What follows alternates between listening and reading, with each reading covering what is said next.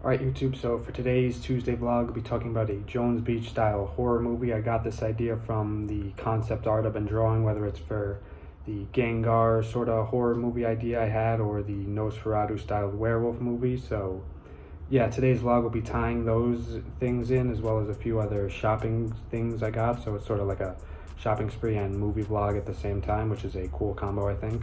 So let me start with this first Lego set, and yes, it is open, and yes, I completely built it, and yes, that says 4+, but it was a bargain because we got little Grogu, Mando himself, and the astromech droid, as well as the mini version of Mandalorian's Naboo starfighter. So I thought this set was super cool, even though I already had most of these figures, and that way I get sort of a mini version of the big ship that Mandalorian rides.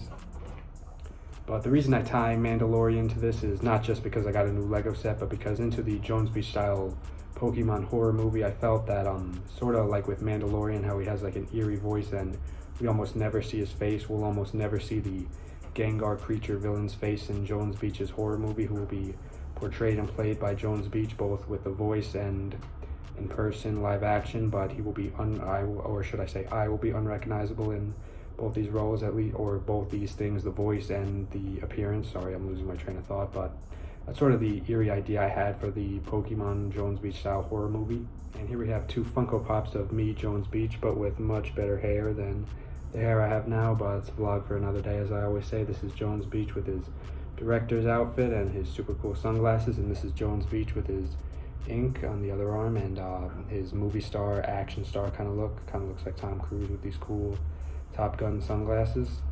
Here we have the shadow keychain from one of my last vlogs. No, shadow will not be tied into this, just wanted to show this off. Here we have a book. I started reading this book a little while ago. I read it and picked it up here and there. I've had like sort of on and off sprees with this book because I've been reading other books as well. I go back and forth a lot, admittedly, but what I like about this book is that it has young people and is sort of set in a real world, realistic setting while also being very mysterious, because one of the classmates is killed, and that's tied into the the book well. So I don't even know if this book has a movie, but I would want to borrow certain aspects of this book into my horror movie, but I'm not exactly sure what. Well, I am exactly sure what. What I mean is I'm not going to say it because I'm going to save that for part 2 of this series vlog. And real quick, I want to give a shout out to Mr. Alex Aurelius, who has his birthday today, and he makes great music. Check him out. I always draw him. I always hype up his music because it's true, and this is him in a Freddie Mercury art style, at least in terms of the outfit. So shout out Alex once again. And on the subject of shopping sprees, I got this off Etsy. It's a super cool, fresh Pokemon hat, that shiny Umbreon, who would probably play a minor role in the Jones Beach Pokemon horror movie. Even though Gengar is the main villain, Umbreon would sort of be like the anti-hero kind of character, although he would not speak at all because, you know, Umbreon speaking would just makes 0 sense for this movie. And speaking of which, this is another Funko Pop. I showed it off in my Christmas vlog because I got it for Christmas. It's Count Orlok, the old version from, I believe the year was 1922. I'm embarrassed if that's not the accurate year, but yeah, this is definitely Count Orlok.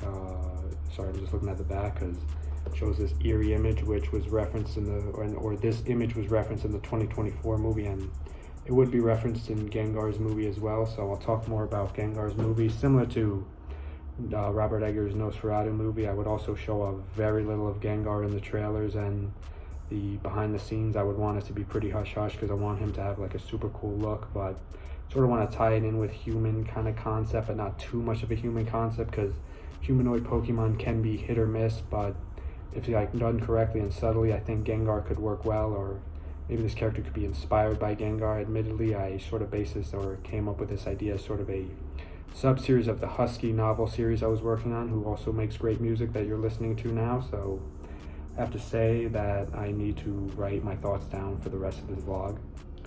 So for the Gengar movie, I would sort of have human characters in it as well, but very few, because I want it to be focused more on the Pokemon themselves and sort of the Pokemon's point of view and perception of the world, because I think that's pretty interesting. I would probably make a sequel to this Gengar movie, or make a universe out of it and include human characters in the Pokemon universe. But I don't know, what do you think? Is this a weird idea, Pokemon horror movie, or am I onto something?